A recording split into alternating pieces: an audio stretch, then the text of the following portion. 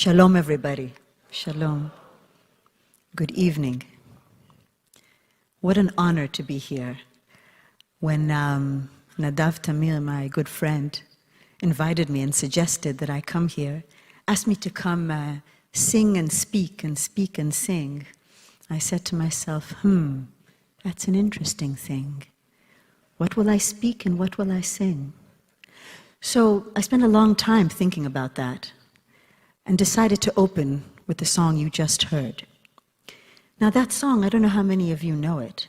Sounds like a Pete Seeger folk song, right? But it's not.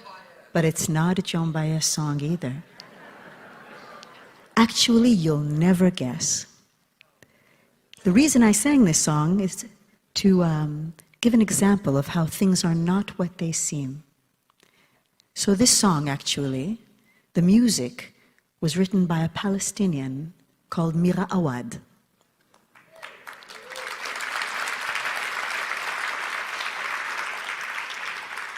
The lyrics were written by a Palestinian, Mahmoud Darwish.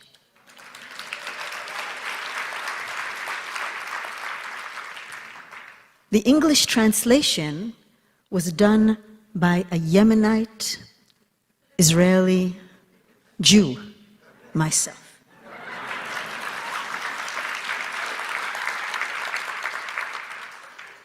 Things are very often not what they seem, and we have to start getting used to internalizing that concept and realizing that there's so much that we don't see in everything, so much under the surface, and that's really important to remember nowadays. So in this song there are two concepts that I really, really like. One of them, of course, is the candle in the dark, and the other is Think of Others, which is the name of the song as well. It is called Think of Others. So these are dark times. We can't avoid that statement. These are dark times, and we absolutely need to see how we can illuminate them, and maybe also how we can just understand them. Making sense of all of this seems sometimes impossible. I was very, very moved by Jeremy's speech. I love Jeremy, admire him like maybe many of you here, and I really loved all the things he said. And what I'd like to put forth actually strengthens many of the things that he said, but with a slightly different analogy. I'll tell you a little bit about myself. I was born to a Yemenite family, 4th generation in Israel, actually. They came in 1890. And when I was a year old, my parents embarked on another epic journey to another promised land, the United States. And I grew up here, first in Rochester, New York, then in the Bronx, New York. Yeah. There's always someone from the Bronx, everywhere, in Antarctica. Anyway, at the age of 17, I returned to Israel, following my heart, having fallen in love. Ended up marrying that guy, by the way, 3 children. Went to the Israeli army, went to the Rimon School of Music, met Gildor, and 32 years later, 52 countries later, here we are. So this relationship with Judaism is a big issue in my life. I look at myself sometimes as an Arabic Jew, because that's what I am. I'm absolutely Arabic. Everybody that doesn't know me approaches me as an Arabic person because I look so Arabic. In fact, I'll tell you a funny little story. Mira Awad, this wonderful singer, and I represented Israel in the Eurovision Song Contest. I will sing that song a little bit later on. But I'll tell you this thing. There was tons of media at Eurovision, Al Jazeera, BBC Iran, the New York Times. And here you were sitting, both of us on the stage. Mira, her mother is Bulgarian and her father is Palestinian. She has fair skin and green eyes. And then there's me. So you can guess who they approached with the microphone in Arabic. It wasn't Mira. It was me. And so we said, things are not what they seem very often. So I've spent my life trying to understand this relationship with my own Judaism and between Judaism and the state of Israel, which I've chosen as my home. I'm also an American citizen. I have a split identity. Israel and the Jewish people, the Israeli nation and the Jewish people. What does that mean? And Jeremy was talking about this. It's something we all have to deal with right now. But I think there's one analogy that can help us maybe understand it a little bit better. As I see it, Israel is the love child of the Jewish people. It was born of the Jewish people. And as a mother of 3 children, I understand exactly what that means. So at the early stages, when Israel was born, the Zionist movement and the Jewish people, there's an absolute symbiosis with the baby. There's no separation. The child doesn't understand the separation, and frankly, the mother doesn't understand the separation either. We're one entity, the child and the mother.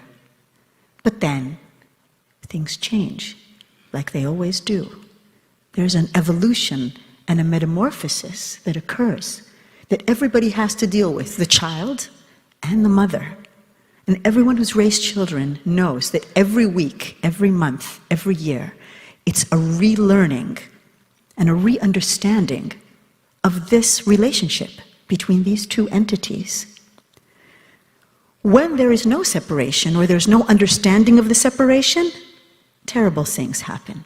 And there are some horror films that have been made about that, and lots of books, and many psychologists and psychiatrists and therapists trying to deal with what happens when either the parent or the mother will not let go of the child, actually not wanting them to grow up or be different, and when the child also is not given the tools to go independently into their own life.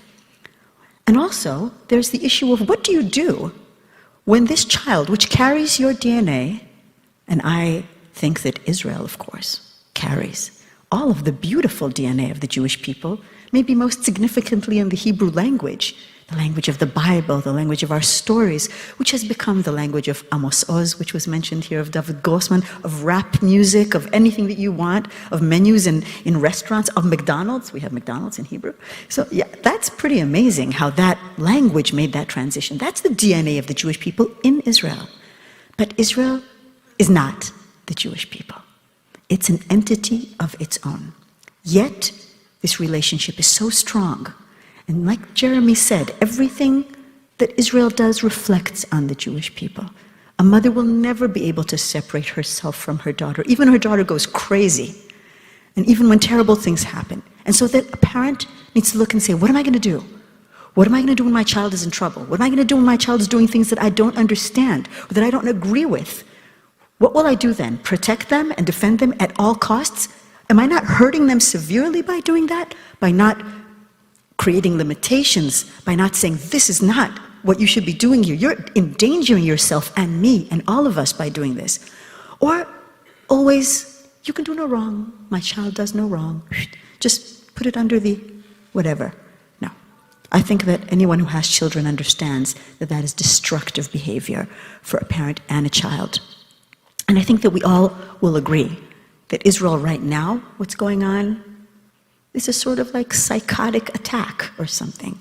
Something dangerous is going on, and we, all of us, need to deal with that, even if it puts us in an uncomfortable situation sometimes. Now let's go back to that first song, to the think of others. What is the number one thing that we need to teach our children, I think, as they mature? It is the ability to think of others, to see others. And I'll tell you something beautiful about the Hebrew language, as we said, one of the beautiful DNA that the Jewish people have given Israel. It is the word achrayut. The word achrayut has in its heart the word acher. Acher is the other. So achrayut, which means responsibility, has the other inside of it. What is responsibility? It is understanding, seeing, accepting the other.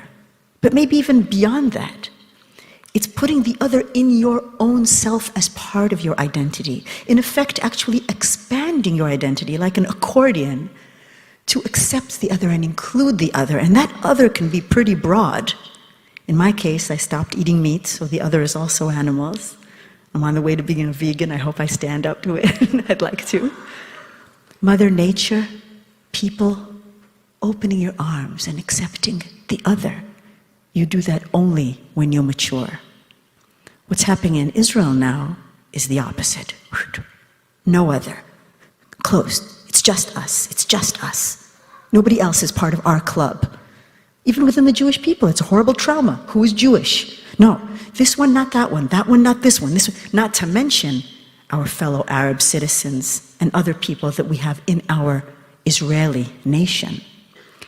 That is part of growing up and maturing, that the parent nation that, as I see, is the Jewish people, needs to help the child, the maturing child, understand.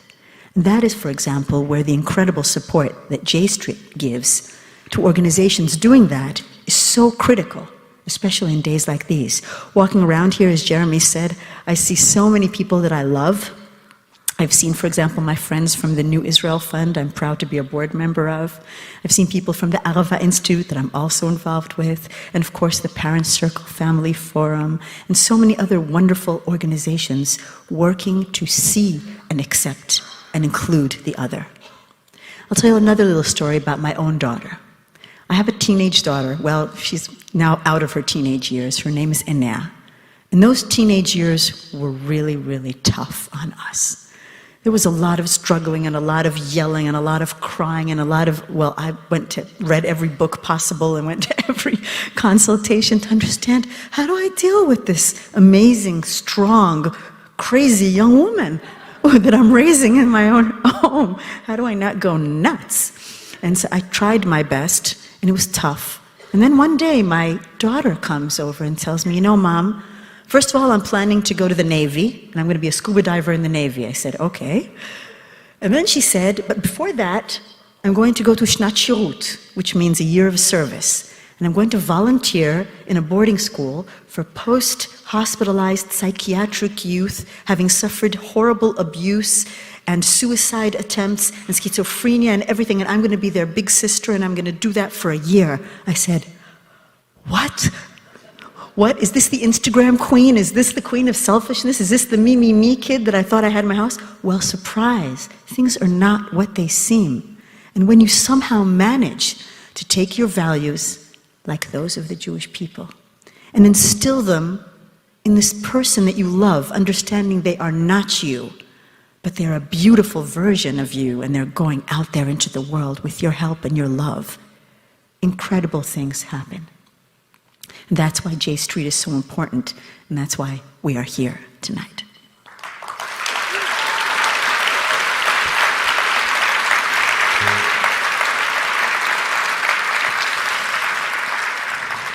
So having said all of that, we're going to move into the next song, which is related, of course, to everything I just said.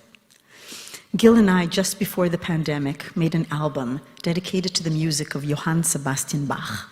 It's called Letters to Bach. I wrote lyrics to Bach's incredible compositions.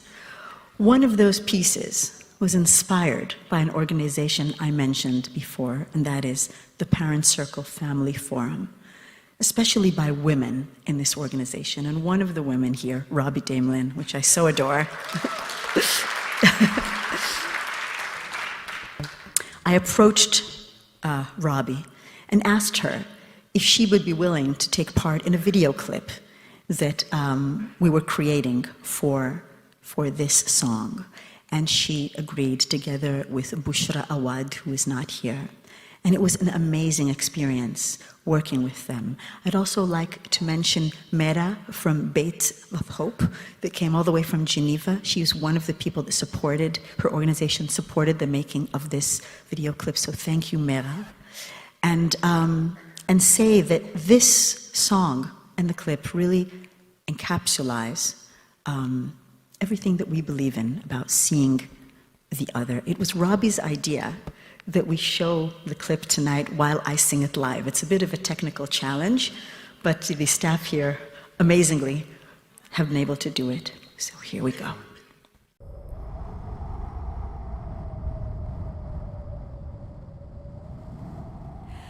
Look at me across the border, beyond the wall.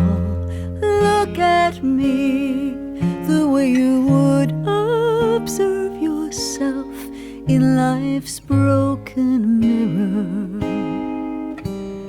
Now I refuse to bow to those who say the world is changing now, and as it changes there's no way to see the other like a child lost in the loneliest night.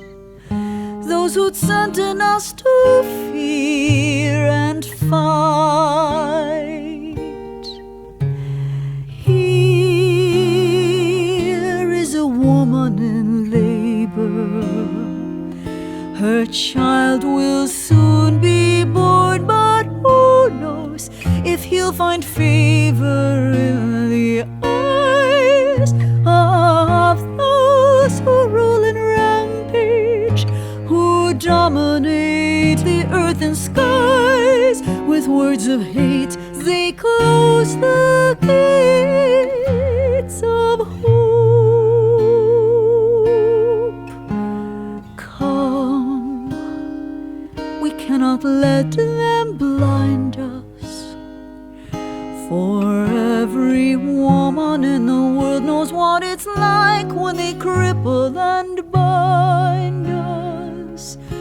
Forever searching and waiting and anticipating, we ask ourselves when, we ask again and again, when will we finally find freedom? Look, there is a crack and it's growing. There is a light and it's glowing through the sorrow, beyond the tears, beyond tomorrow. There must be something more that we can do. I can see you, your beauty shows. Beyond your weakness and pain, it glows. The morning is near now. As the stars disappear, we'll shatter that wall. We'll watch it fall. Together, sister, we can. Come, give me your hand.